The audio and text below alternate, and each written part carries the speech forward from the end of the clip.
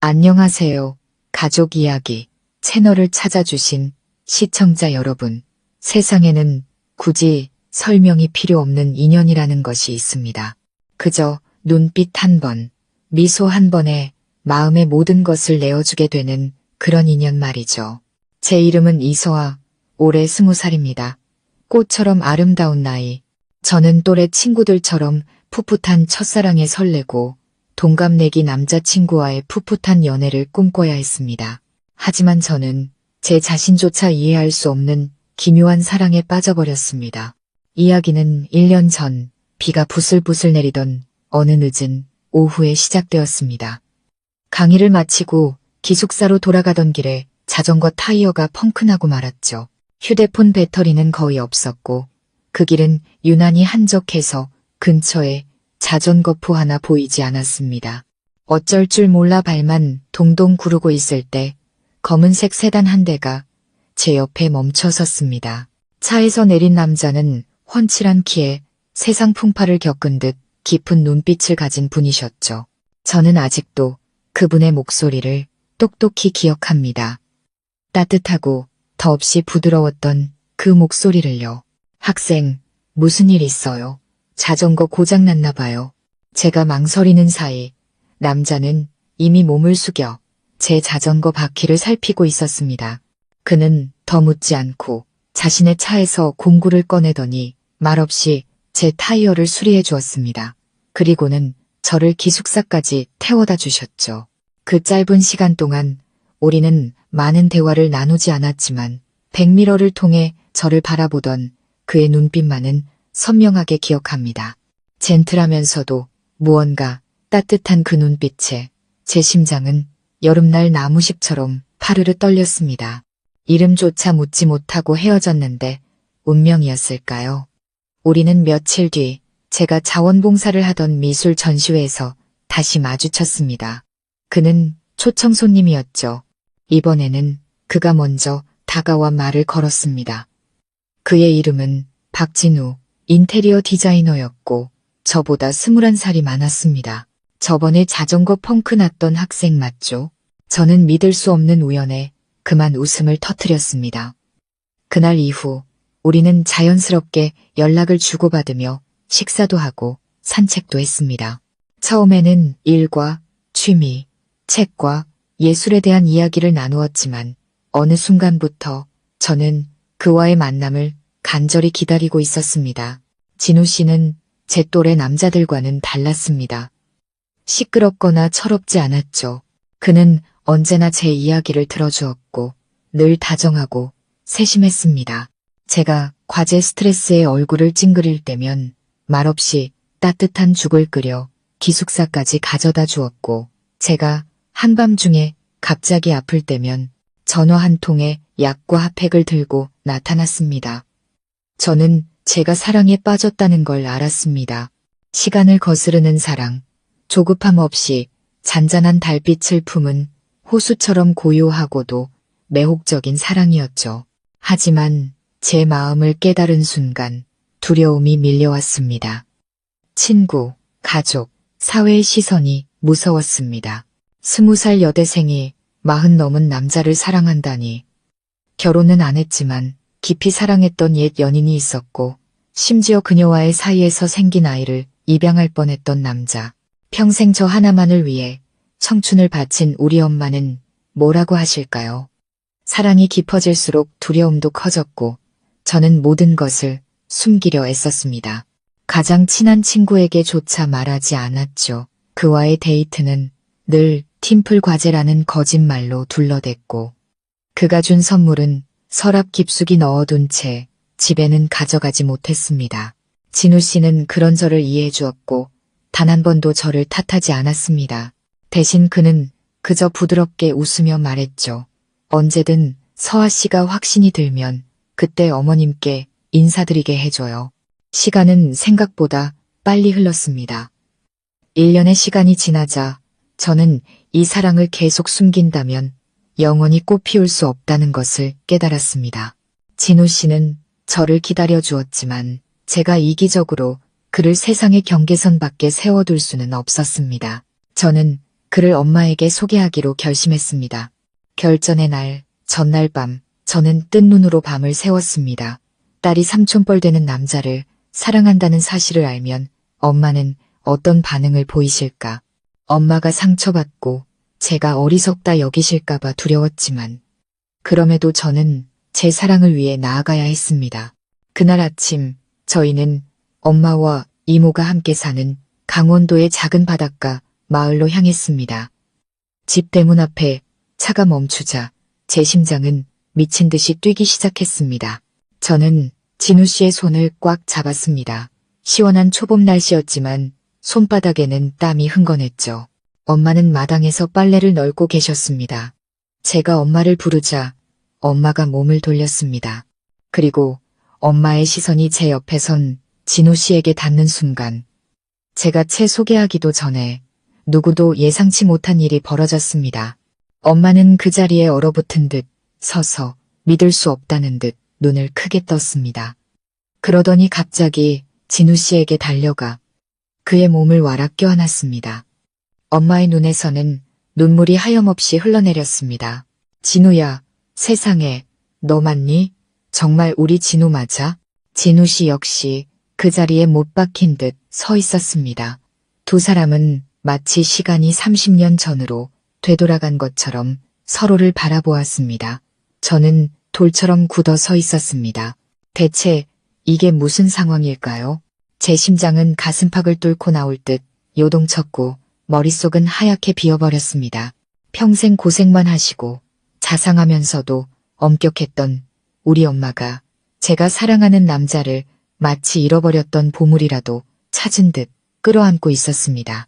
진우 씨 역시 당혹스러운 눈빛으로 떨리는 손을 들어 엄마의 어깨에 조심스럽게 얹었습니다. 마치 꿈이 아니라는 것을 확인하려는 듯이요. 엄마, 진우 씨 알아요? 제가 떨리는 목소리로 물었습니다. 엄마는 대답 대신 진우 씨의 어깨를 더 꽉 붙잡은 채 눈물만 흘렸습니다. 한참 뒤에야 엄마는 그에게서 떨어져 붉어진 눈으로 저를 바라보았습니다. 저는 태어나서 엄마의 그런 얼굴을 처음 봤습니다. 감격과 당황, 기쁨과 서러움이 뒤섞인 얼굴이었죠. 서아야, 어떻게 진우를 알게 된 거니? 저희 1년 넘게 만났어요. 오늘 엄마한테 정식으로 인사시키려고 온 건데. 저는 기어들어 가는 목소리로 답하며 엄마의 얼굴에서 눈을 떼지 못했습니다. 엄마는 다시 진우 씨를 바라보며 떨리는 목소리로 물었습니다. 진우야, 정말 너 맞니?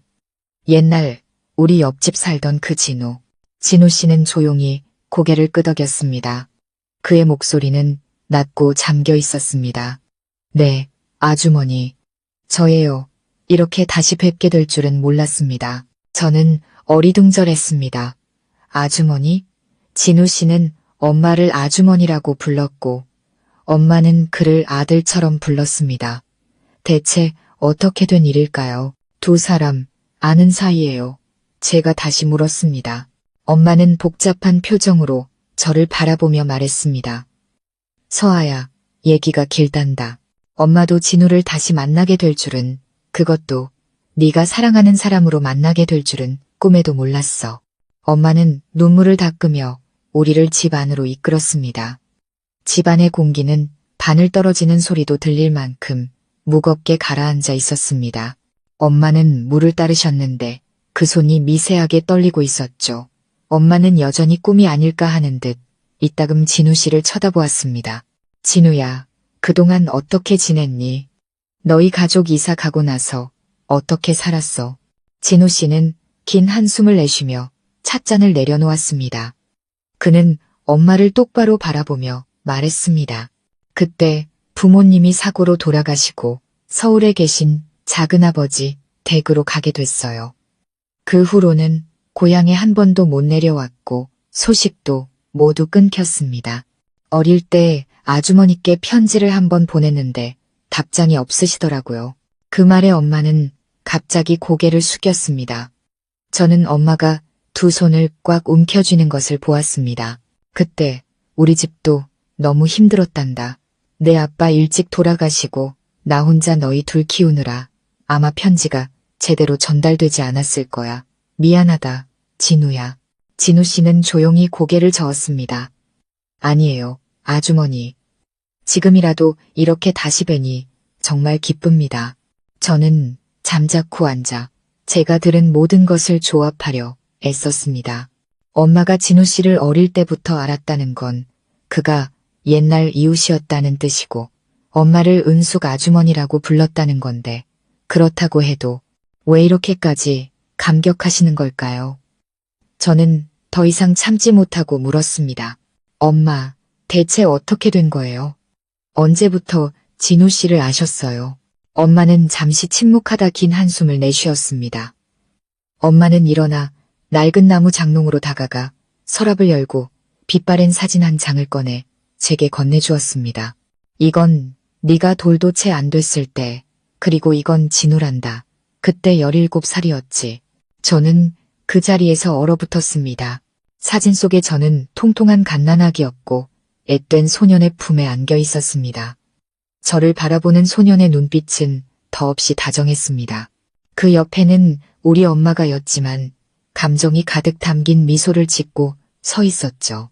진우는 내가 가장 힘들었던 시절에 너를 함께 돌봐준 사람이란다.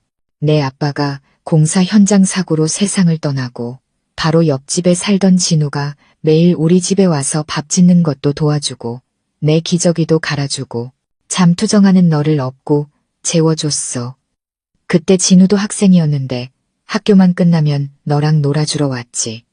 넌 그때 엄마보다 진우를 더 따랐단다. 엄마는 눈시울이 붉어진 채 말했습니다. 저는 진우 씨를 돌아보았습니다. 그의 얼굴은 굳어 있었고 먼 곳을 응시하는 눈빛에는 말로 다 알 수 없는 많은 것들이 담겨 있었습니다.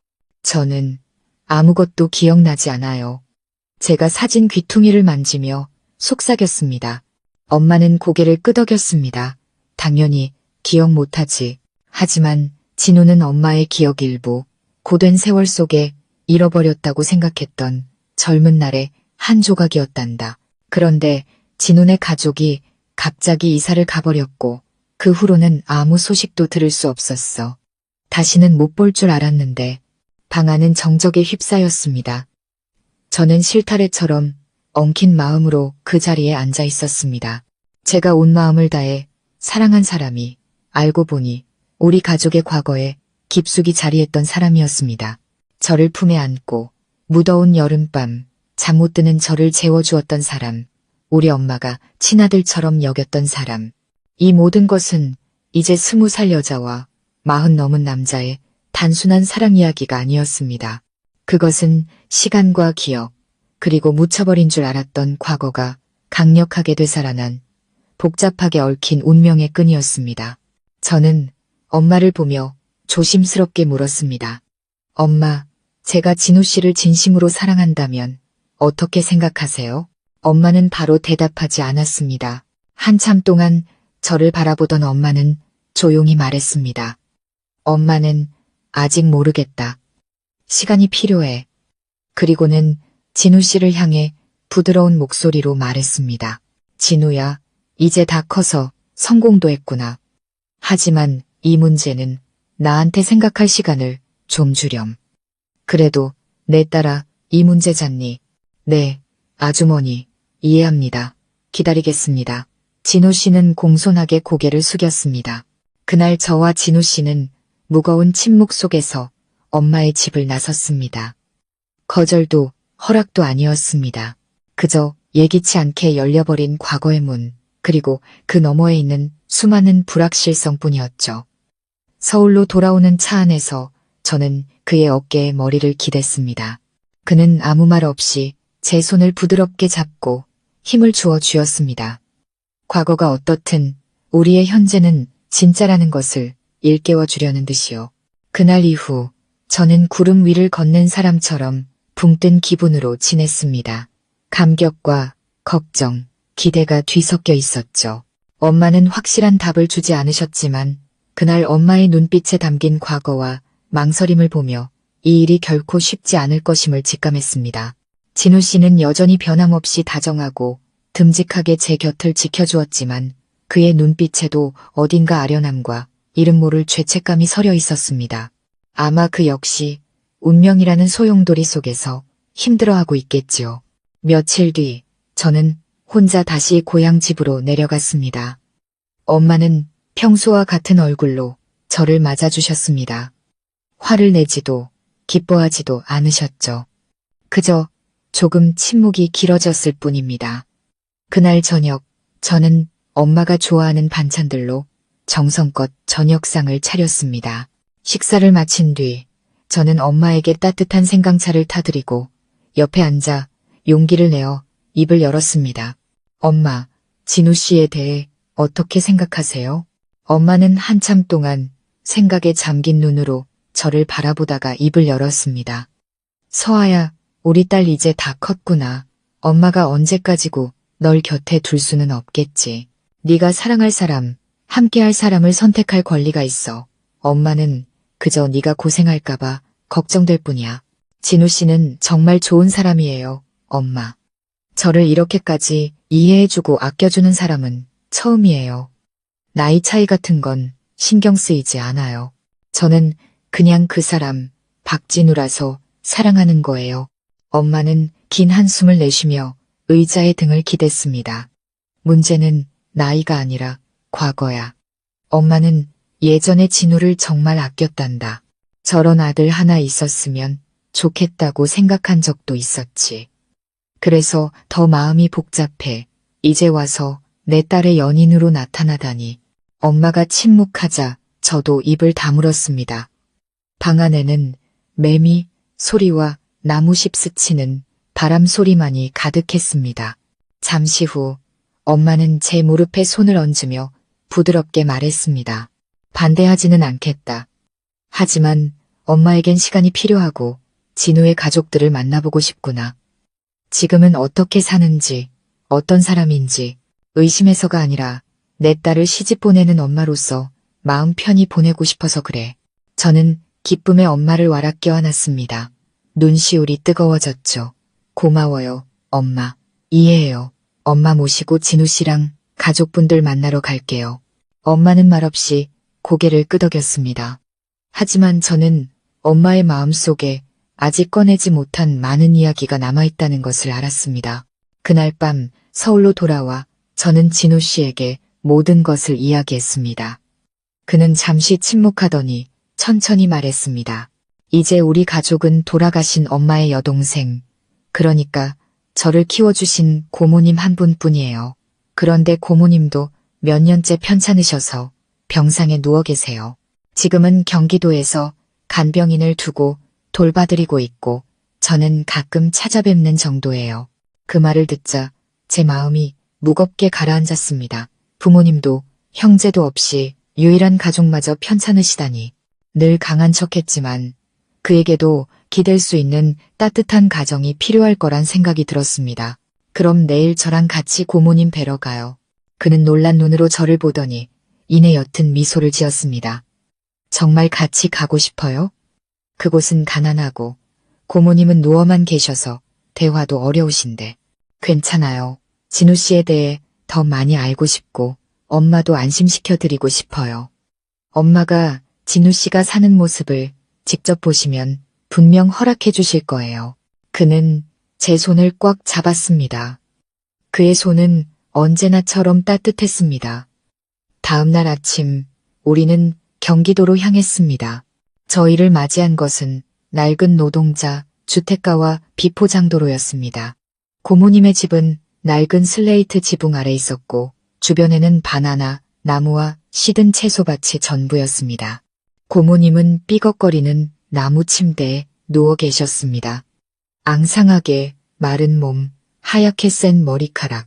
진우 씨가 방에 들어서자 고모님은 입술을 겨우 움직이며 눈물을 글썽였습니다. 고모, 제 여자친구 서아예요. 저는 공손하게 고개를 숙여 인사했습니다. 안녕하세요, 고모님. 진우 씨한테 말씀 많이 들었어요. 고모님은 힘없이 미소 지으며 떨리는 손을 들어 제 손을 잡으려는 듯 했습니다. 저는 자리에 앉아 고모님의 손을 잡았습니다. 그 순간 목이 메었습니다. 이 손이 지금 제가 사랑하는 이 성숙한 남자를 길러낸 손이었습니다. 우리는 한나절을 그곳에서 보냈습니다. 저는 고모님과 이야기를 나누고 손발을 주물러 드리고 진우 씨를 도와 몸을 닦고 기저귀를 갈아드렸습니다. 그가 정성껏 조심스럽게 고모님을 돌보는 모습을 보며 제 마음이 따뜻해졌습니다. 고모, 아프지 않으세요? 살살 닦을게요. 눈시울을 붉히며 속삭이는 그의 모습에서 진심이 느껴졌습니다. 돌아오는 길에 제가 조용히 물었습니다. 만약에 우리 엄마가 끝까지 반대하시면 저를 포기할 거예요. 그는 저를 돌아보았습니다. 그의 눈빛은 슬펐지만 단호했습니다. 서아 씨가 나를 선택한다면 나는 절대 떠나지 않아요. 하지만 나는 서아 씨가 엄마와 나 사이에서 하나를 선택해야 하는 상황을 만들고 싶지 않아요. 언젠가 내가 죄책감 없이 당당하게 진짜 아들처럼 그댁에 들어가는 날이 오길 바라요. 어떤 과거도 우리를 막을 수 없도록. 저는 미소 지었습니다. 저와 가족을 향한 그의 진심이 있다면 그날은 반드시 올 거라고 믿었습니다. 아무리 힘들어도 저는 그의 손을 잡고 끝까지 함께 갈 것입니다. 하지만 저는 모든 일이 그렇게 순탄하지만은 않으리라는 것을 예상하지 못했습니다. 한 통의 전화가 모든 것을 다른 방향으로 틀어버렸기 때문입니다. 그날 오후 제가 자취방에 막 도착했을 때 엄마에게서 전화가 왔습니다. 엄마는 겁에 질린 목소리로 떨며 말했습니다. 서아야, 빨리 좀 와봐라. 전라도에서 작은 외삼촌이 올라오셨는데 우연히 진우 얘기를 꺼내셨다가 엄마가 도저히 믿을 수 없는 얘기를 하셨어. 저는 그 자리에서 얼어붙었습니다. 무슨 얘기요, 엄마? 외삼촌 말이 진우가 우리 집안의 맞사위가 될 뻔했었다는구나. 저는 제 귀를 의심했습니다. 맞사위가 될 뻔했다니 대체 엄마가 무슨 말씀을 하시는 걸까요? 외삼촌이 우연히 진우 씨 이름을 꺼냈는데 거기서 무슨 일이 터진 걸까요? 심장이 발끝까지 떨어지는 것 같았습니다. 제가 아직 알지 못하는 사실, 제가 애써 쌓아 올린 이 연약한 행복을 질식시킬 수 있는 낡은 비밀이 두려웠습니다.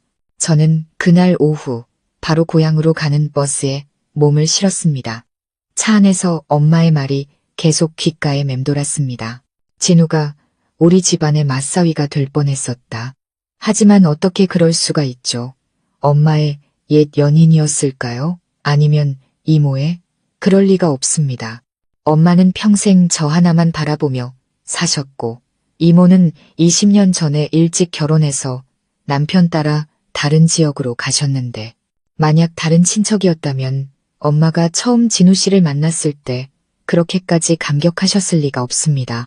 생각하면 할수록 머릿속은 뒤죽박죽이 되었습니다. 집에 도착하니 이미 어두컴컴한 밤이었습니다. 엄마는 툇마루에 앉아 계셨습니다. 노란 불빛 아래 드러난 엄마의 얼굴은 단 하루 만에 몇 년은 더 늙어버린 듯 했습니다. 엄마는 저를 보고 지치고 무거운 눈빛을 들어 올렸습니다. 저는 엄마 옆에 앉아 손을 잡았습니다. 엄마, 말해줘요. 어떻게 된 거예요? 엄마는 한참 동안 침묵하다가 마치 둑이 터지듯 이야기를 시작했습니다. 엄마의 목소리는 시간의 먼지가 쌓인 낡은 기억의 조각들을 하나씩 꺼내 보이는 것처럼 낮고 슬프게 가라앉아 있었습니다. 옛날에 네가 2살도 채 안 됐을 때 엄마가 재혼할 뻔했단다. 그 남자가 바로 진우의 아버지였어. 저는 숨이 멎는 듯 했습니다. 온몸이 그대로 얼어붙었죠. 엄마, 그게 무슨 말이에요? 사실이야. 내 아빠가 돌아가시고 나서 진우 아버지를 만났어. 그때 난 30 가까이 됐었고 혼자 널 키우고 있었지. 진우네 가족이 우리 동네로 이사 온 지 얼마 안 됐을 때였어. 진우 아버지는 아내와 사별하고 혼자였는데 참 착하고 성실한 사람이었지. 서로 오가며 정이 들었고 동네 사람들도 모두 우리가 잘 될 거라고 생각했어. 그런데 왜 결혼 안 했어요? 양가에서 결혼 얘기를 막 시작하려던 참에 진우가 서울 작은아버지 댁으로 가게 됐어. 그때 진우 부모님이 돌아가신 지 얼마 안 됐을 때라 진우가 아직 어렸지. 진우 아버지는 아들을 너무 사랑해서 새엄마 밑에서 눈치 보며 살게 할 수 없다고 결혼을 거절했단다. 아들 때문에 어쩔 수 없지만 언젠가 인연이 닿으면 다시 돌아오겠다고 약속하고 떠났어. 그리고 나서 엄마는 목이 메었습니다. 그리고 다시는 돌아오지 않았어. 1년 뒤에 교통사고로 세상을 떠났다는 소식만 들었지. 진우는 어떻게 됐는지 알 수 없었고 엄마는 그 아이도 이미 세상에 없는 줄 알았단다. 저는 그 자리에서 망연자실했습니다. 하늘이 무너져 내리는 것 같았습니다. 알고 보니 저와 진우 씨의 인연은 엄마 인생의 미완성된 한 페이지였습니다.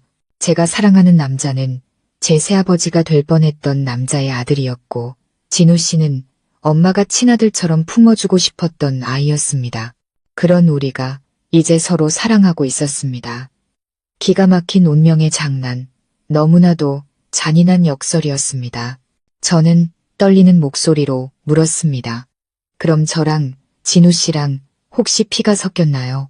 아니, 엄마는 단호하게 고개를 저었습니다. 절대 아니야. 피 한 방울 안 섞였어. 다만 운명이 너무 기구할 뿐이지. 엄마도 이게 기뻐해야 할 일인지 슬퍼해야 할 일인지 모르겠구나. 그래서 그 사람이랑 헤어져야 해요. 엄마는 대답하지 않았습니다. 엄마는 자리에서 일어나 집 안으로 들어가 버렸고 저는 산산조각 난 마음의 파편들 속에서 홀로 남겨졌습니다. 그날 밤 저는 한숨도 자지 못했습니다. 어떻게 해야 할지 몰랐습니다.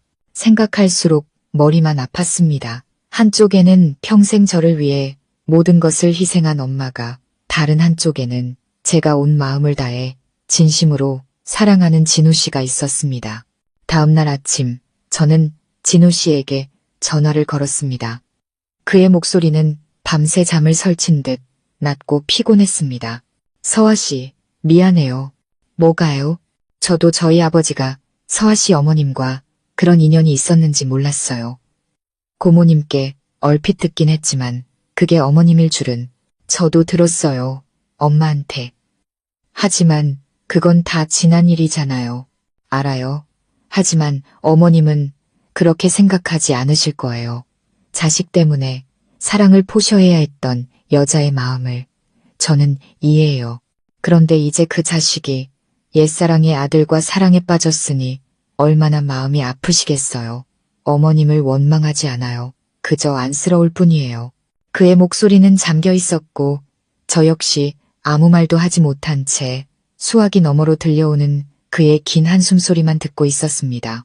사흘 뒤 엄마가 저를 방으로 불렀습니다. 엄마는 먼지 쌓인 작은 나무 상자를 책상 위에 올려놓았습니다. 마치 오랫동안 잊혔던 물건처럼 보였죠. 상자를 열자 그 안에는 낡은 사진 몇 장과 빛바랜 편지들이 들어있었습니다. 이게 내가 진우 아버지에 대해 간직하고 있는 전부다.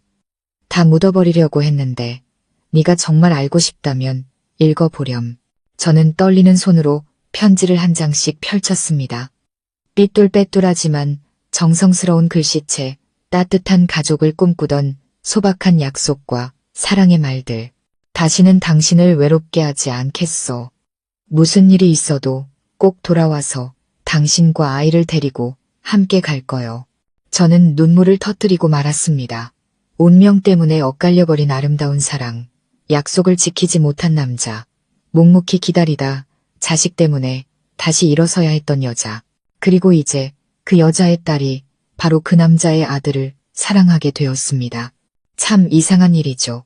어쩌면 하늘은 결코 짧은 이야기를 쓰지 않는지도 모릅니다. 모든 운명은 정해진 것처럼 서로 얽히고 설켜 매듭지어져 있었습니다. 그날 밤 저는 진우 씨와 늘 가던 카페에서 만나기로 했습니다. 그가 도착했을 때 저는 한참 동안 그를 바라보았습니다. 여전히 그 눈빛, 그 부드러운 미소, 폭풍우 치던 날들을 함께 건너주었던 그 손. 하지만 이제 우리 사이에는 보이지도 이름 붙일 수도 없는 거대한 간극이 생겼습니다. 그것은 바로 엄마의 기억이었습니다. 저는 그의 손을 잡았습니다. 만약에 엄마가 끝까지 반대하면 우리 어떻게 해야 해요? 그는 잠시 저를 바라보다가 대답했습니다. 그래도 서아 씨가 나를 선택한다면 우리 같이 노력해봐요. 저는 고개를 끄덕였습니다. 눈물이 뺨을 타고 흘러내렸습니다. 엄마랑 진우 씨, 둘 다 잃고 싶지 않아요. 하지만 꼭 선택해야 한다면 저는 둘 다 지킬 거예요. 아무리 힘들어도 그렇게 할 거예요.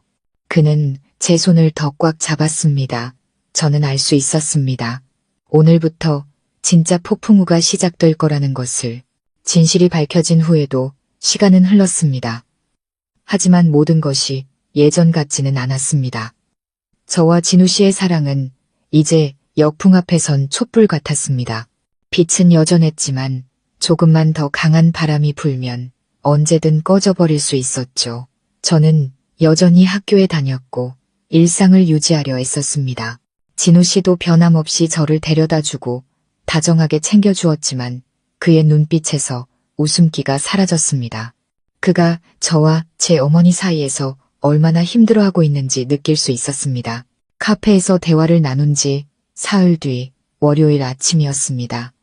제가 막 강의실에 들어섰을 때 엄마에게서 문자가 왔습니다. 엄마 지금 고속버스 터미널인데 데리러 와줄래? 저는 깜짝 놀랐습니다. 엄마는 아무런 예고도 없이 서울에 올라오신 겁니다. 저는 서둘러 교수님께 양해를 구하고 불안한 마음으로 엄마를 데리러 갔습니다. 엄마가 생각을 마치신 걸까? 아니면 진우 씨를 다시 만나고 싶으신 걸까? 혹은 저를 대신해 이별을 통보하러 오신 걸까? 터미널 입구에 서 계신 엄마는 낡은 천 가방 하나를 들고 계셨습니다. 수년 동안 제가 봐왔던 평범한 모습 그대로였죠. 저를 보자 희미하게 미소 지으셨지만 별다른 말씀은 없으셨습니다. 저도 묻지 않고 조용히 엄마를 차에 태웠습니다. 차 안에서 엄마는 내내 창밖만 바라보셨습니다. 마치 잃어버린 기억의 조각이라도 쫓는 듯이요. 저는 엄마의 침묵이 분노가 아니라 폭풍전야의 고요함이라는 것을 느꼈습니다. 자취방에 도착해 엄마는 구석의 나무 의자에 앉으셨습니다. 제가 차를 타들이며 조심스럽게 물었습니다. 엄마, 무슨 일로 오셨어요? 누구 만나고 싶으세요? 엄마는 저를 바라보셨습니다. 그 눈빛은 책망도 다정함도 아닌 기묘한 평온함을 담고 있었습니다. 진우 좀 만나고 싶구나. 저는 숨을 멈췄습니다. 오늘 바로요. 빠를수록 좋겠다. 저는 떨리는 손으로 진우 씨에게 문자를 보냈습니다. 오늘 저녁에 저희 집에 와줄 수 있어요? 엄마가 와 계세요. 몇 초 뒤 답장이 왔습니다. 바로 갈게요. 저는 안도의 한숨을 내쉬었습니다. 오늘 밤이 모든 것을 결정할 가장 중요한 만남이 될 것입니다. 저녁 7시쯤 진우 씨가 도착했습니다. 그는 하얀 셔츠에 어두운 색 바지를 입고 엄마가 예전에 좋아하셨던 과일과 빵을 한가득 사들고 왔습니다. 문에 들어서자마자 그는 공손하게 고개를 숙였습니다. 안녕하세요, 어머님. 오랜만에 이런 상황에서 다시 뵙네요. 엄마는 가볍게 고개를 끄덕이고는 말없이 맞은편 의자에 앉으라는 손짓을 했습니다. 저는 물을 따르고 두 사람 사이에 마치 위태로운 다리처럼 앉았습니다. 잠시 후 엄마가 천천히 입을 열었습니다. 진우야, 네가 착한 아이라는 건 나도 잘 안다. 옛날에 네가 서아를 돌봐줬던 것도 잊지 않았어. 넌 참 착하고 예의 바른 아이였지. 네, 어머님, 계속 말씀하세요. 하지만 이 일이 남들 귀에 들어가면 사람들이 뭐라고 하겠니? 내 사위가 될 뻔했던 사람의 아들이 이제 진짜 내 사위가 되겠다고 하니 세상은 내 생각만큼 너그럽지 않아. 진우 씨는 고개를 숙였습니다. 그의 어깨가 미세하게 떨리는 것을 보았지만 그의 목소리는 침착했습니다. 알고 있습니다. 어머님께서 왜 걱정하시는지도 이해합니다. 하지만 저와 서아 씨의 감정은 억지로 만든 것도 계산된 것도 아닌 자연스러운 것이었습니다. 누구에게도 상처를 줄 생각은 없었습니다. 제 유일한 잘못이 있다면 서아 씨를 너무 진심으로 사랑했다는 것뿐입니다. 엄마는 여전히 침묵을 지켰습니다. 한참 뒤에야 다시 말했습니다. 내 감정을 의심하는 게 아니야. 다만 내 딸이 손가락질 받는 걸 원치 않을 뿐이다. 피는 섞이지 않았어도 사람들은 그렇게 단순하게 생각하지 않을 테니. 엄마, 제가 목맨 소리로 끼어들었습니다. 엄마 걱정하시는 거 다 알아요.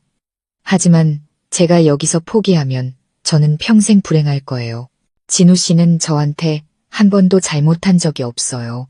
항상 잘해주고 사랑해주고 양보해줬어요.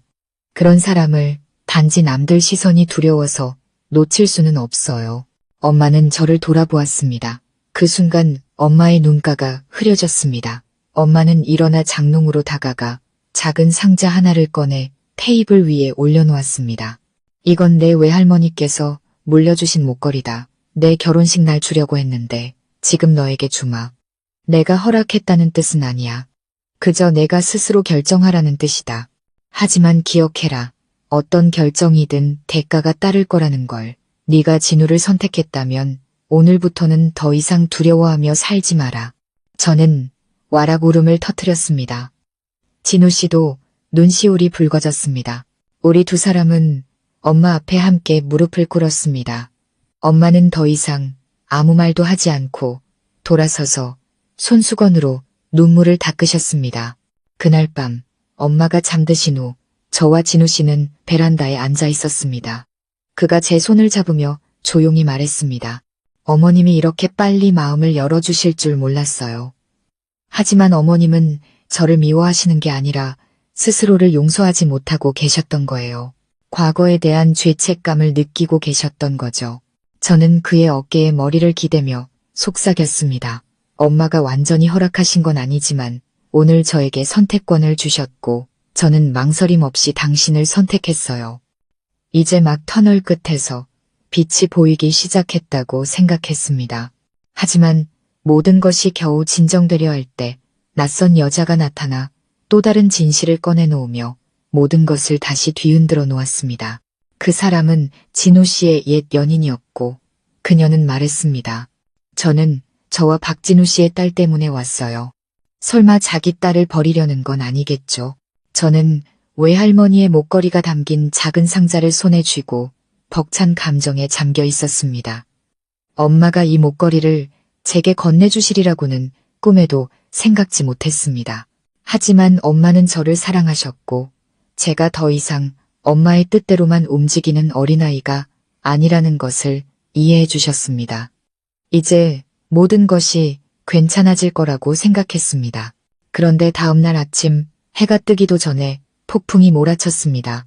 아침 8시쯤 엄마와 함께 집을 정리하고 있는데 초인종이 울렸습니다. 저는 진우 씨인 줄 알고 문을 열었지만 문 밖에는 그가 아니었습니다. 50대 가까이 되어 보이는 한 여자가 서 있었습니다. 옷차림은 수수했지만 단정했고 머리는 깔끔하게 묶고 있었죠. 그녀는 저를 탐색하듯 쳐다보았습니다. 누구 찾으세요? 제가 공손하게 물었습니다. 그녀는 눈썹을 살짝 치켜들며 제 머리부터 발끝까지 훑어보더니 짧게 대답했습니다. 박진우 씨 찾으러 왔어요. 여기 없나요? 저는 조금 놀랐지만 침착하게 대답했습니다. 아직 안 오셨는데요. 실례지만 누구신지. 나는 그 사람 딸의 엄마예요.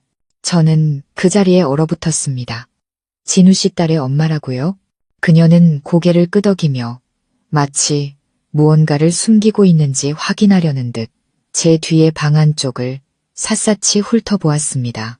제가 충격에서 벗어나지 못하고 있을 때 엄마가 거실에서 나오셨습니다. 무슨 일이니? 여자는 엄마를 보자 흠칫 놀랐습니다. 두 여자는 서로를 마주보고 서서 아무 말도 하지 않았습니다. 공기가 순간 얼어붙어 숨막힐 듯한 긴장감이 흘렀습니다. 먼저 입을 연 것은 그 여자였습니다. 따님 어머님이시군요. 그럼 확실히 말씀드리죠. 저는 싸우러 온 게 아닙니다. 하지만 이 일이 조용히 넘어가는 걸 그냥 둘 수는 없었어요. 제 딸의 권리를 찾으러 왔습니다. 엄마는 미간을 찌푸렸습니다. 그게 무슨 말씀이시죠? 제 딸은 박진우 씨의 친딸입니다. 올해 15살이에요. 제 젊은 시절 전부를 그 사람에게 바쳤습니다. 사랑, 청춘, 그리고 이름도 없는 아이를 낳는 것까지요. 그런데 이제 와서 자기 딸보다 몇 살 많지도 않은 어린 여자애랑 정식으로 결혼하겠다니요. 저는 절벽 아래로 떨어지는 기분이었습니다. 잠시 침묵이 흐른 뒤 엄마는 그녀에게 의자를 권했습니다. 그녀는 가방을 내려놓고 서류 뭉치를 꺼냈습니다. 그것은 아이의 출생증명서였고 아버지란에는 박광호라는 진우 씨의 본명이 똑똑히 적혀 있었습니다. 저는 아무 말도 할 수 없었습니다. 가슴 속에서 폭풍이 휘몰아쳤습니다. 제가 사랑하는 사람, 제게 과거에 미완의 사랑이 있었다고는 했지만 아이에 대해서는 단 한마디도 한 적이 없었는데 제 딸 이름은 박하윤이에요. 그녀가 말을 이었습니다. 어릴 때부터 저랑만 살았어요. 진우 씨는 매달 양육비만 보내줄 뿐 한 번도 찾아오지 않았죠. 저도 강요하지 않았고 일을 크게 만들지 않았어요. 하지만 자기 딸 또래의 여자애를 데려와 결혼하겠다고 하는 걸 보니 제가 여기서 침묵하면 어떤 엄마가 되겠어요? 엄마는 한참 동안 그녀를 바라보다가 말했습니다. 두 분의 일은 과거사입니다. 경고하러 오셨다면 잘 알겠습니다. 하지만 제 딸은 아무것도 몰랐습니다. 따님의 가정에 끼어들 생각도 없었고요. 그 여자는 코웃음을 쳤습니다. 우린 한 번도 가족이었던 적이 없어요. 저는 5년을 그 사람 곁에서 이름 없이 살았죠. 아이를 낳자마자 그는 떠났어요. 전명분을 찾으러 온 게 아니에요. 서아 씨에게 묻고 싶어서 온 겁니다. 만약 언젠가 하윤이가 나타나 진우 씨를 아빠라고 부르면 당신은 감당할 수 있겠어요? 그녀는 저를 돌아보았습니다. 그녀의 눈빛은 더 이상 날카롭지 않았습니다. 그 대신 깊은 고통이 어려 있었습니다. 저는 버림받은 한 여자의 무력감을 느낄 수 있었습니다. 저는 떨리는 목소리로 겨우 입을 열었습니다. 저는 몰랐어요. 죄송합니다. 하지만 진우 씨가 정말 아이를 외면한 게 확실한가요? 그렇게 말하진 않았어요. 하지만 자기 아빠가 자기 언니 뻘 되는 사람이랑 결혼한다는 걸 알면 하윤이가 얼마나 상처받겠어요. 그때 다시 초인종이 울렸습니다. 제가 문을 열자 진우 씨가 서 있었습니다. 그는 안에 앉아있는 여자를 보고 그 자리에 굳어버렸습니다. 그는 짧은 한숨을 내쉬었습니다. 왔군요. 네, 그리고 저분들께 다 말씀드렸어요. 진우 씨, 당신을 원망하거나 붙잡고 싶은 마음은 없어요. 하지만 재혼하려면 당신 딸한테 먼저 한마디는 해줘요.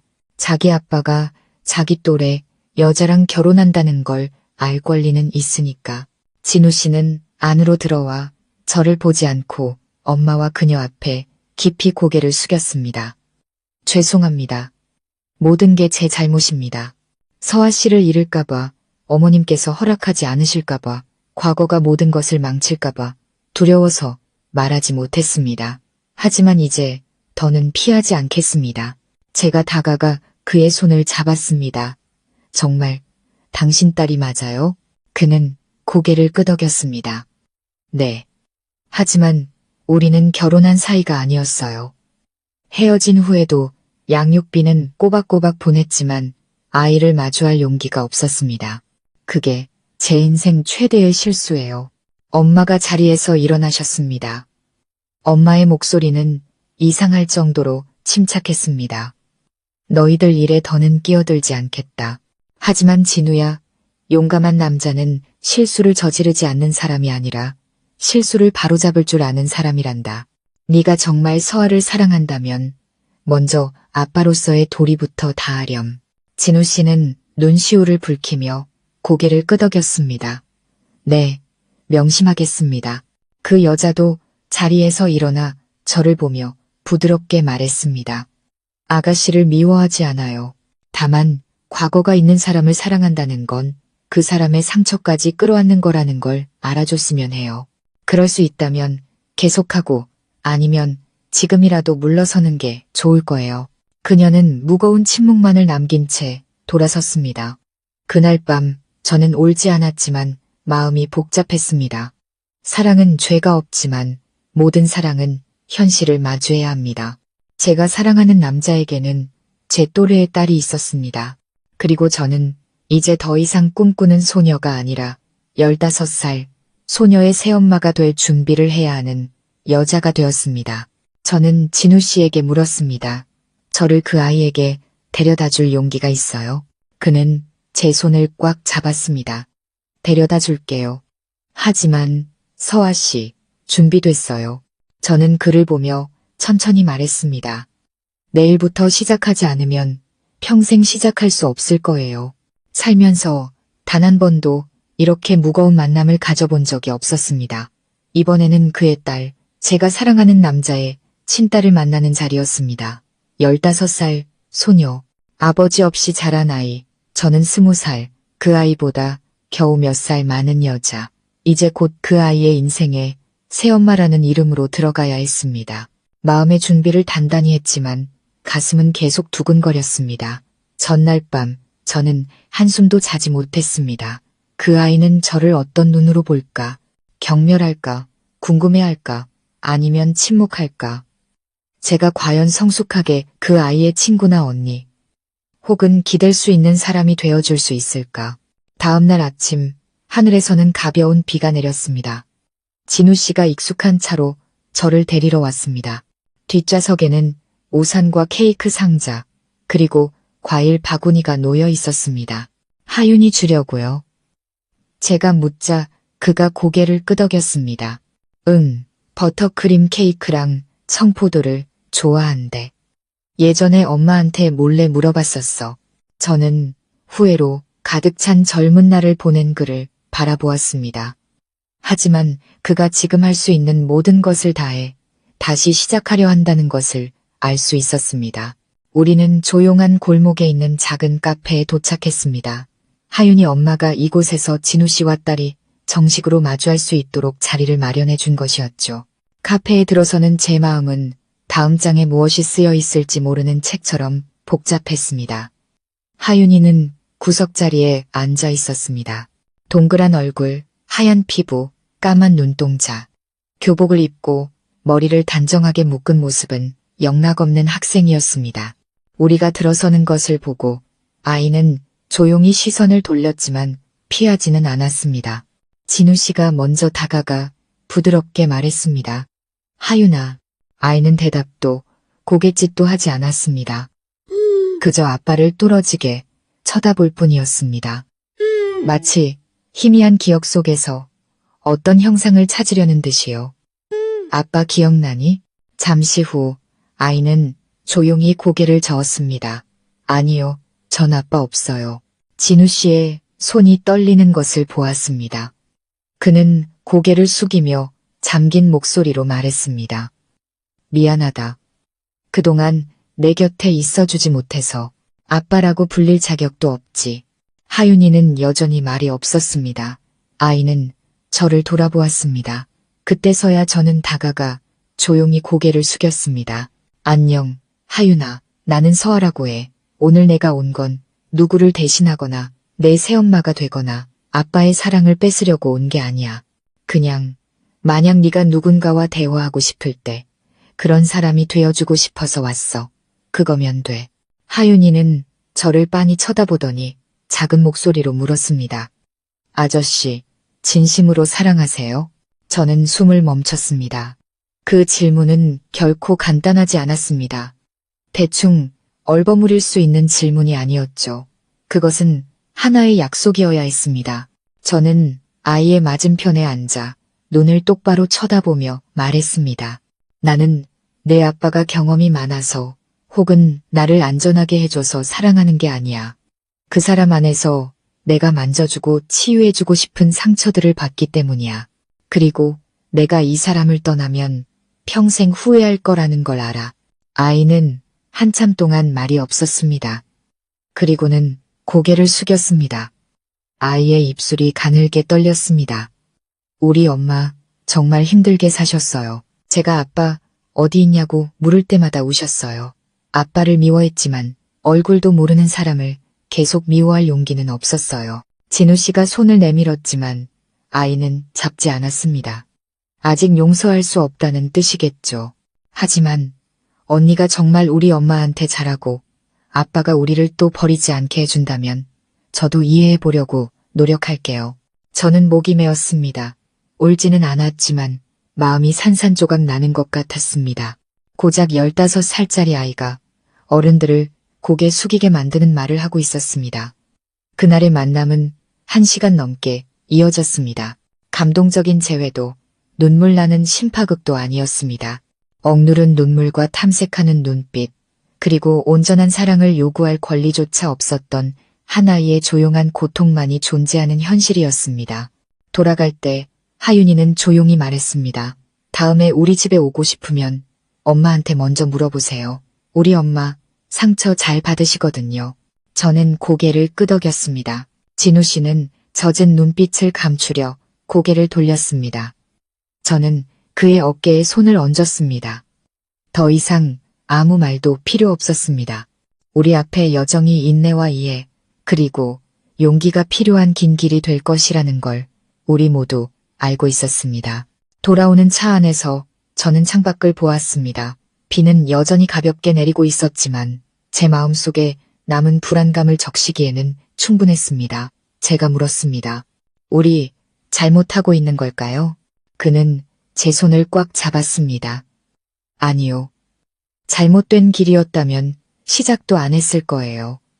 올바른 길이라면 아무리 힘들어도 물러서지 않을 거예요. 저는 미소 지었습니다. 그리고 처음으로 이 모든 격동의 날들 속에서 마음이 평온해지는 것을 느꼈습니다. 과거가 아무리 무거워도 제 손을 잡고 있는 이 사랑은 진짜였기 때문입니다. 하윤이를 만난 후 저와 진우 씨는 마음의 큰 짐을 하나 덜어낸 기분이었습니다. 하지만 그것이 긴 여정의 첫걸음일 뿐이라는 것을 알고 있었죠. 아이는 저를 거부하지도 미워하지도 않았지만 아직 받아들인 것도 아니었습니다. 그리고 아이의 엄마. 평생을 희생하며 살아온 그 여자가 과거를 쉽게 놓아주지 않을 거라는 것도요. 저는 그녀를 원망한 적이 없습니다. 오히려 안쓰러웠습니다. 미혼모로 사는 것도 힘든데 아이에게 아빠의 존재를 숨기며 키우는 것은 더 힘들었을 테니까요. 그 모든 것을 하윤이의 눈빛을 통해, 그리고 우리 앞에서 아이가 보여준 침묵을 통해 느낄 수 있었습니다. 그리고 올 것이 왔습니다. 어느 늦은 오후 엄마가 고향으로 내려가시기 전날이었습니다. 초인종이 울렸고 문을 열자 하윤이 엄마, 수진 씨가 서 있었습니다. 저와 엄마는 그녀가 찾아오리라고는, 특히 이런 시점에 오리라고는 상상도 못했습니다. 하지만 그녀의 눈빛은 처음 봤을 때처럼 날카롭지 않았습니다. 대신 차분하고 평온해 보였죠. 인생의 모든 풍파를 겪어낸 한 여자가 자기 딸의 새엄마가 될 뻔했던 여자와 마주 앉았습니다. 예고 없는 만남이었지만 피할 수 없는 자리였습니다. 작은 방은 이상할 정도로 조용해졌습니다. 저는 물을 따르고 두 분만의 공간을 남겨둔 채 조용히 부엌으로 물러났습니다. 먼저 입을 연 것은 우리 엄마였습니다. 저를 찾아오셨군요. 수진 씨는 고개를 끄덕였습니다. 한 번은 제대로 이야기해야 할 것 같아서요. 우리가 같은 남자와 얽혔기 때문이 아니라 이제 제 딸과 따님이 한 가족이 될 테니까요. 엄마는 침묵했습니다. 차를 한 모금 마시고 찻잔을 내려놓았습니다. 당신을 원망할 마음은 없습니다. 당신과 진우의 일은 과거 사이고 제가 관여할 권리는 없지요. 다만 부탁하고 싶은 건 만약 제 딸과 진우가 진심으로 사랑한다면 지난 원망 때문에 두 아이를 힘들게 하지는 말아달라는 겁니다. 수진 씨는 슬픈 미소를 지었습니다. 따님을 미워하지 않아요. 오히려 용기 있다고 생각합니다. 사랑하는 사람을 지킬 줄 아는 아이더군요. 다만 안타까울 뿐이에요. 제가 홀로 아이를 키우며 기다렸던 그 세월이, 그리고 이제 그는 새로운 가정을 꾸리는데 저는 여전히 그 남자의 인생에서 그림자일 뿐이라는 사실이요. 엄마는 고개를 끄덕였습니다. 이해합니다. 저도 그런 적이 있었으니까요. 여자에게 가장 큰 고통은 배신당하는 것이 아니라 잊히는 것이지요. 수진 씨는 눈물을 흘렸습니다. 그녀는 감추려 하지 않고 손수건으로 눈물을 닦으며 말했습니다. 저는 그저 하윤이가 상처받지 않길 바랄 뿐이에요. 이제 겨우 15살, 한창 예민할 나이잖아요. 언젠가 아이가 아빠를, 그리고 아빠의 새 여자를 원망하게 될까봐 두려워요. 엄마는 그녀의 눈을 똑바로 쳐다보며 부드럽게 말했습니다. 제 딸이 어떤 아내, 어떤 며느리가 될지는 모르겠습니다. 하지만 저는 제 딸에게 착하게 살라고 가르쳤습니다. 아이는 당신과 하윤이를 상처받게 할 일을 하지 않을 겁니다. 저는 그렇게 믿어요. 저는 커튼 뒤에 서서 모든 대화를 들었습니다. 가슴이 아려왔습니다. 두 여자, 제 엄마와 제가 사랑하는 남자의 딸의 엄마, 두 사람 모두 자신의 딸이 상처받는 것을 두려워하고 있었습니다. 이기적이어서가 아니라 그들 자신이 너무나 힘든 세월을 겪어왔기 때문이었습니다. 제가 거실로 나왔을 때 수진 씨가 일어섰습니다. 그녀는 평온한 눈빛으로 저를 보며 말했습니다. 두 사람의 관계를 반대하지 않겠어요. 하지만 내 딸을 상처 주지 말아요. 그 아이가 소외감을 느끼게 하지 말아요. 어쨌든 그 아이도 그 사람의 피부치니까. 무슨 말인지 알죠? 저는 고개를 끄덕였습니다. 네, 이해해요. 그리고 약속할게요. 그녀는 입술을 깨물고 고개를 끄덕인 뒤 돌아섰습니다. 떠나기 전 그녀는 우리 엄마를 보며 말했습니다. 따님을 착하게 키워주셔서 감사합니다. 그리고 지난번에 생각 없이 찾아왔던 건 사과드릴게요. 우리 엄마는 옅게 미소 지었습니다. 여자들끼리는 사과 같은 거 필요 없어요. 그냥 서로 이해하면 되는 거죠. 그날 이후 모든 것이 새로운 국면으로 접어들었습니다. 엄마는 더 이상 진우 씨를 어색해하지 않으셨고 수진 씨도 더는 압박을 가하지 않았습니다. 하윤이는 제게 짧지만 의미심장한 메시지를 보내기 시작했습니다. 오늘 우리 집 고양이가 새끼 낳았어요. 언니, 김치찌개 끓일 줄 알아요. 우리 아빠는 웃을 때 왜 눈을 찡그려요. 저는 아이가 조금씩 마음을 열고 있다는 것을 느꼈습니다. 진우 씨는 주말마다 하윤이를 집으로 데려올 계획을 세웠습니다. 그는 잃어버린 시간을 되찾고 싶어 했죠. 그리고 저는 아이들이 좋아할 만한 음식을 배우고 사춘기 심리에 대한 책을 읽으며 특별한 언니의 역할에 익숙해지기 시작했습니다.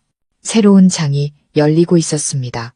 동화처럼 아름답지는 않았지만 현실적이고 노력과 조용한 사랑이 담긴 장이었습니다. 저는 이제 깨달았습니다. 진정한 사랑이란 단순한 감정이 아니라 함께하고 책임지고 사랑하는 사람의 아물지 않은 상처까지도 보듬어 줄 수 있는 능력이라는 것을요. 두 어머니의 만남 이후 시간은 평온하게 흘렀습니다. 긴장감 넘치는 침묵이 아니라 할 말을 모두 한 어른들의 고요함이었죠.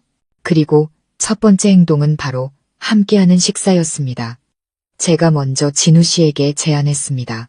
우리 엄마랑 하윤이 그리고 수진 어머님까지 초대해서 다 같이 식사 한번 해요.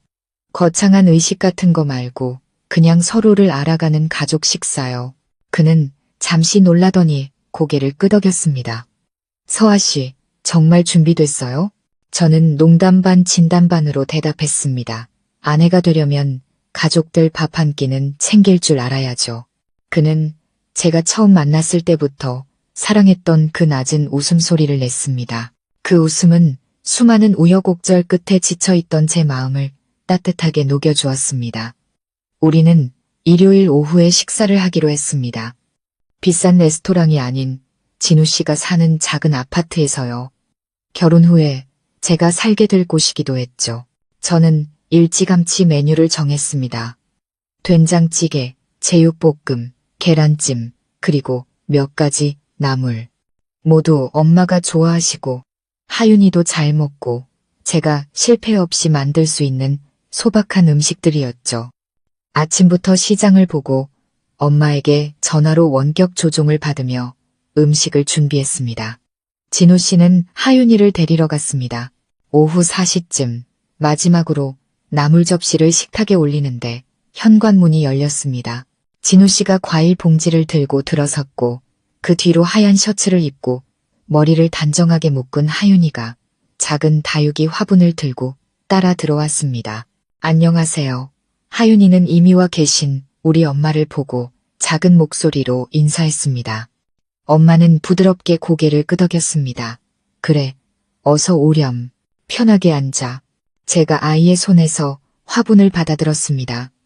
아이는 얼굴을 붉히며 중얼거렸습니다. 저 할머니 드리려고요. 엄마가 이 꽃은 생명력이 강해서 우리 엄마 같다고 하셨어요. 우리 엄마는 온화하게 웃으셨습니다. 어머, 할머니가 이 꽃 참 좋아한단다. 고맙다, 얘야. 짧은 대화였지만 방 안의 분위기가 한결 부드러워졌습니다. 하윤이는 안도의 한숨을 내쉬었습니다. 식사는 해가 막 기울기 시작할 무렵에 시작되었습니다. 저는 엄마에게 밥을 퍼드리고 하윤이에게 고기를 집어주고 진우 씨에게 물을 따라 주었습니다. 작지만 가정을 만들어가는 첫걸음처럼 느껴졌습니다. 이거 네가 만든 거니? 엄마가 저를 보며 물으셨습니다. 제가 고개를 끄덕이자 조금 짜긴 한데 그래서 더 맛이 깊다라고 말씀해 주셨습니다. 그 평범한 칭찬에 저는 눈시울이 붉어졌습니다. 하윤아, 엄마가 아이를 향해 말했습니다. 넌 뭐 좋아하니? 다음에 할머니가 배워서 해줄게. 아이는 당황해서 저와 엄마를 번갈아 보더니 말했습니다. 저는 엄마 밥이 제일 좋지만 만약 여기서 밥 먹게 되면 서아 언니가 해준 음식이 좋아질 것 같아요. 엄마는 잠시 멍하니 계시다가 고개를 끄덕였습니다. 그 말 한마디면 충분히 마음이 따뜻해지는구나. 진호 씨는 조용히 앉아 있었지만 그의 눈은 환하게 빛나고 있었습니다. 승리자의 기쁨이 아니라 자신의 주변 여자들이 서로를 향한 벽을 허물고 있는 것에 대한 감사함이 담긴 눈빛이었죠.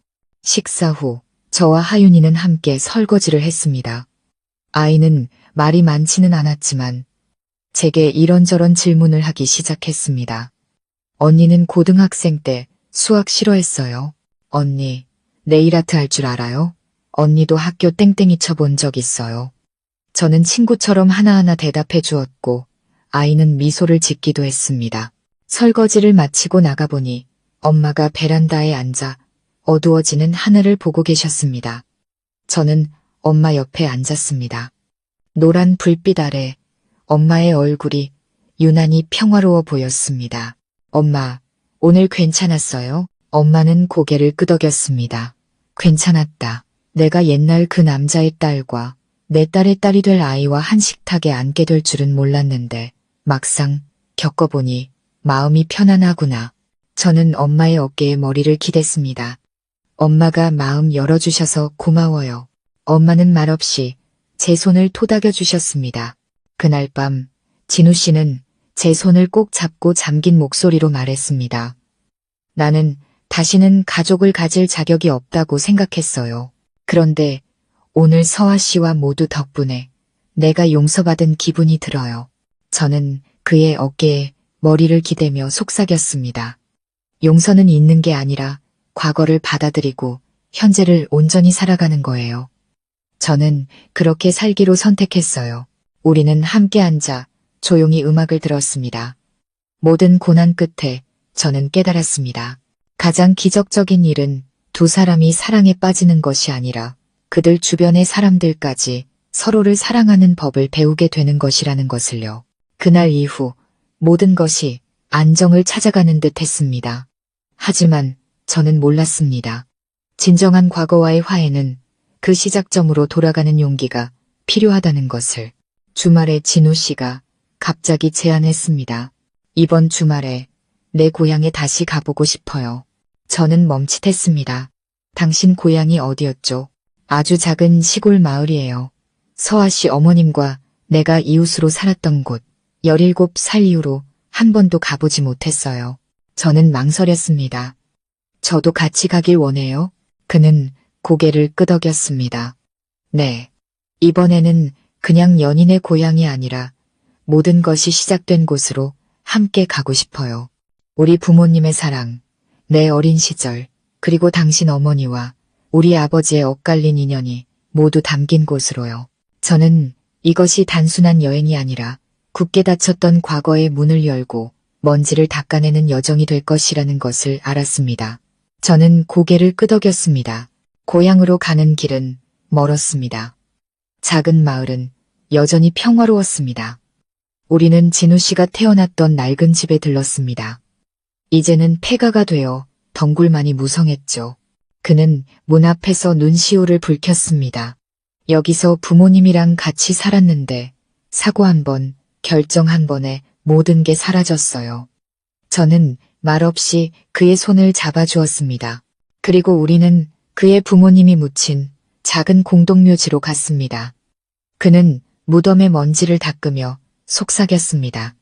아버지, 어머니, 저 왔어요.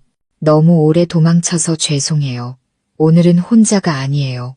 그는 저를 보았고 저는 국화꽃 한 다발을 내려놓으며 인사했습니다. 두 분께서 허락해 주신다면 저희 두 사람의 사랑을 지켜봐 주세요.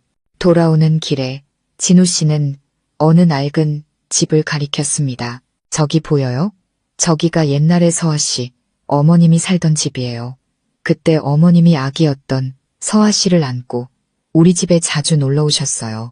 서아 씨는 말도 못하면서 나만 보면 방긋방긋 웃었죠. 우리 엄마가 농담 삼아 나중에 서아 크면 우리 진우한테 시집 보내야겠다고 하셨는데 저는 웃음을 터뜨렸습니다. 그런데 그 농담이 진짜가 될 줄이야. 하지만 그 농담 뒤에는 긴 비극이 숨어 있었기에 우리는 더 이상 웃을 수 없었습니다. 인생이란 참 얄궂다는 생각이 들었습니다. 함께할 것 같던 사람들은 엇갈리고 전혀 예상치 못한 사람들이 인생의 가장 중요한 순간에 마주치게 되니까요. 그날 밤 우리는 그 마을에 사는 먼 친척 집에서 하룻밤을 묵었습니다.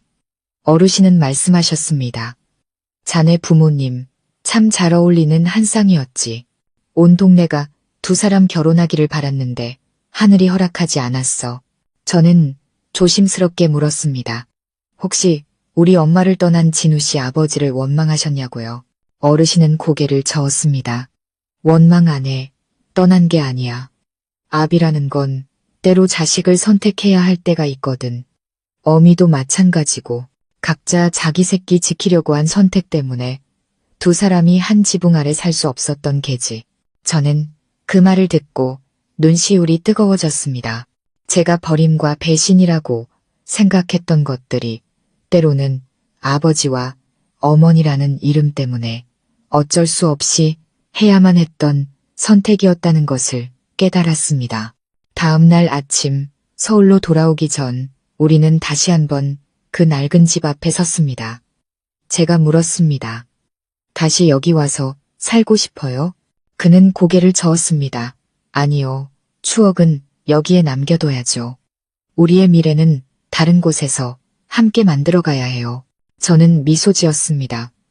제 사랑이 더 이상 몽상이 아니라 이해와 용서, 그리고 믿음이라는 벽돌로 지어진 단단한 집이 되어가고 있음을 느꼈습니다. 그리고 모든 과거의 조각들이 제자리를 찾았을 때 저는 우리의 사랑이 다음 단계로 나아갈 때가 왔음을 직감했습니다. 6월의 어느 비 내리는 오후, 진우 씨가 제게 문자를 보냈습니다. 오늘 저녁 나한테 시간을 내어줄 수 있어요? 저는 더 묻지 않고 답했습니다. 네, 기다릴게요. 그는 비 오는 날 우리 두 사람이 1년 전 재회했던 그 낡은 카페로 저를 데려갔습니다. 기억나요? 여기서 우리가 다시 만났던 거. 그는 미소 지으며 말했습니다. 그때 당신을 다시 만난 건 내 인생 최고의 행운이었어요. 그는 제 앞에 아주 작은 벨벳 상자를 내려놓았습니다. 서아 씨, 지난 1년 동안 우리는 많은 일을 겪었어요. 당신은 울고 화내고 힘들어했지만 단 한 번도 내 곁을 떠나지 않았어요. 내 과거의 모든 그림자 속으로 함께 걸어 들어와 주었죠. 당신에게 부유한 삶을 약속할 수는 없지만 이거 하나는 약속할 수 있어요. 매일 아침 당신이 눈 떴을 때 당신보다 먼저 일어나 따뜻한 물을 받아놓고 향긋한 커피를 내려놓고 말없이 당신의 하루를 지켜보는 남편이 되어주겠다고. 그는 상자를 열었습니다. 그 안에는 화려하지 않은 작은 진주가 밝힌 은반지가 있었습니다. 나와 결혼해 줄래요? 저는 울음을 터뜨렸습니다. 제 눈앞에 있던 모든 두려움, 엄마, 하윤이, 과거, 나이 차이, 사람들의 시선이 모두 저 멀리 사라지고 오직 제 앞에 있는 이 남자와 우리의 소박한 사랑만이 남았습니다. 저는 고개를 끄덕였습니다. 네, 그럴게요. 그날 밤 저는 엄마에게 모든 것을 말씀드렸습니다. 엄마는 한참 침묵하시더니 말씀하셨습니다. 우리 딸, 이제 정말 다 컸구나. 결혼은 어렵지 않다. 함께 살아가는 게 평생의 숙제란다. 다음 날 진우 씨가 엄마에게 정식으로 인사를 드리러 왔습니다. 엄마는 그를 보며 차분하게 말씀하셨습니다. 내 딸 손 잡아도 좋다. 하지만 절대 놓치는 말거라. 나는 내 딸을 지킬 줄 아는 사람에게 보내는 것이지. 그저 잡을 줄만 아는 사람에게 보내는 게 아니다. 진우 씨는 두 손을 모으고 고개를 숙였습니다.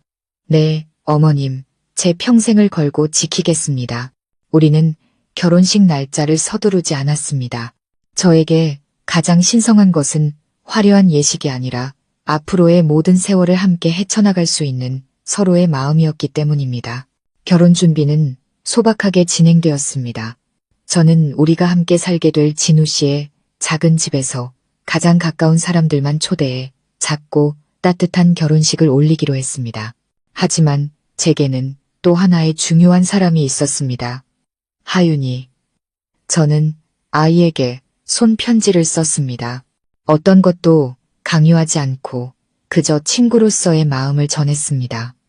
네가 힘들 때 아무런 판단 없이 들어줄 수 있는 사람이 되어주고 싶다고요. 그날 밤 아이에게서 답장이 왔습니다. 그럼 결혼식 날 저 하얀색 원피스 입어도 돼요? 언니 들러리 하고 싶어요. 저는 휴대폰을 붙잡고 눈물을 흘렸습니다. 결혼식 날 모든 것이 따뜻했습니다. 하윤이는 제 옆에서 내내 함께 해주었습니다. 식이 끝나갈 무렵 아이는 제게 속삭였습니다. 언니, 오늘 진짜 예뻐요. 저는 아이의 손을 꼭 잡았습니다. 피로 맺어진 인연은 아니었지만 상처받았던 두 영혼이 서로를 위로하며 맺은 더 없이 소중한 관계였습니다. 진우 씨가 제 손을 잡고 눈시울을 붉히며 말했습니다. 매일 아침 커피를 타주겠다고 약속했는데 내일 아침부터 바로 시작해도 될까요? 모두가 웃음을 터뜨렸습니다.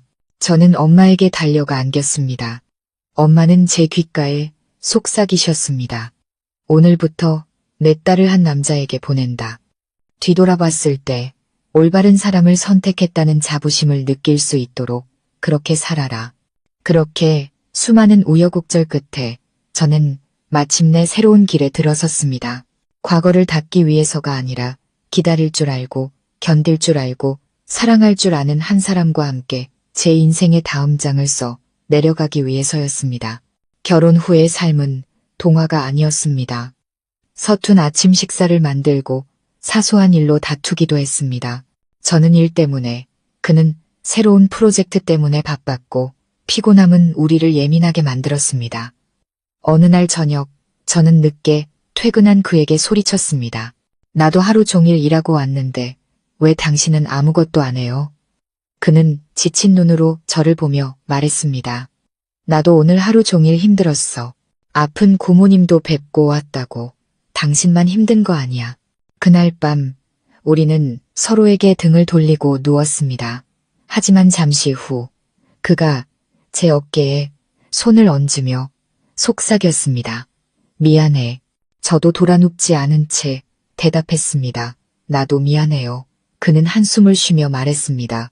결혼하자마자 남처럼 되고 싶지 않아. 가끔 내가 잊어버려. 당신이 아직 어리고 이 모든 책임이 버거울 수 있다는 걸. 저는 그를 끌어안았습니다. 책임은 두렵지 않아요. 우리가 더 이상 친구가 아니게 될까봐 두려운 거예요. 그날 이후 우리는 냉장고에 부부 규칙을 붙였습니다.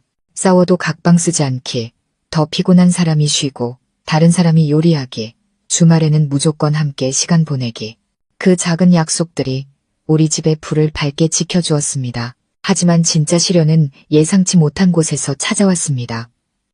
어느 날 저녁, 진우 씨가 어두운 얼굴로 집에 돌아왔습니다.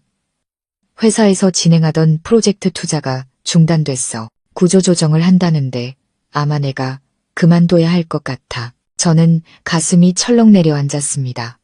두려움 때문이 아니었습니다.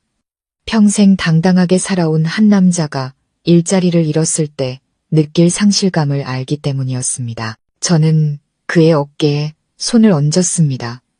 괜찮아. 내가 있잖아. 우리 같이 어떻게든 해낼 수 있어.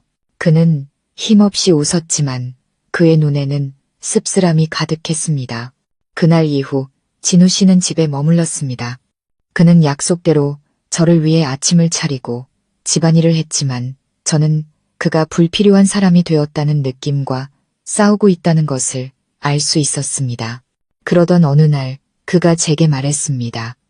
외국계 디자인 회사에서 관리직을 뽑는데 합격하면 6개월 동안 싱가포르에서 근무해야 한대. 결혼한 지 2달 만에 남편이 해외로 떠나야 할지도 모른다는 사실에 저는 할 말을 잃었습니다. 하지만 저는 그가 다시 일어서길 바랐습니다. 저는 웃으며 말했습니다.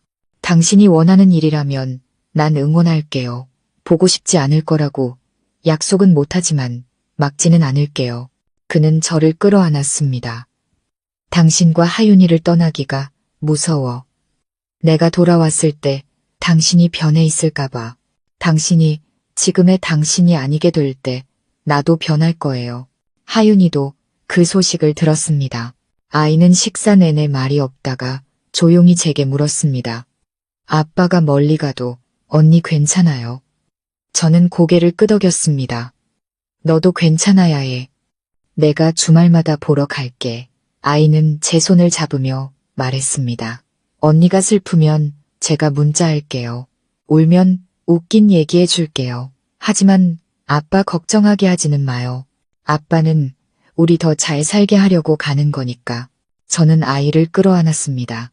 제가 낳은 아이는 아니지만 제 사랑은 이 아이의 마음속에서 어떤 혈연보다 강한 유대감으로 자라나고 있었습니다. 진우 씨가 공항으로 떠나던 날 엄마도 배웅을 나오셨습니다. 그는 제 손을 꼭 잡았습니다. 6개월. 못 견디겠으면 다 버리고 돌아올게. 저는 눈물을 머금고 고개를 저었습니다. 난 견딜 수 있어요. 이것보다 더한 것도 견뎠는걸요. 그가 출국장으로 사라질 때까지 저는 그 뒷모습을 바라보았습니다. 그리고 깨달았습니다. 진정한 사랑이란 함께 있을 때만이 아니라 수천 킬로미터 떨어져 있어도 같은 심장 박동으로 서로를 느낄 수 있을 때 완성된다는 것을요. 몇 년 후 우리는 작은 공원 벤치에 앉아 있었습니다. 하윤이는 어느덧 훌쩍 자라 대학생이 되었고 제 옆에는 여전히 진우 씨가 있었습니다.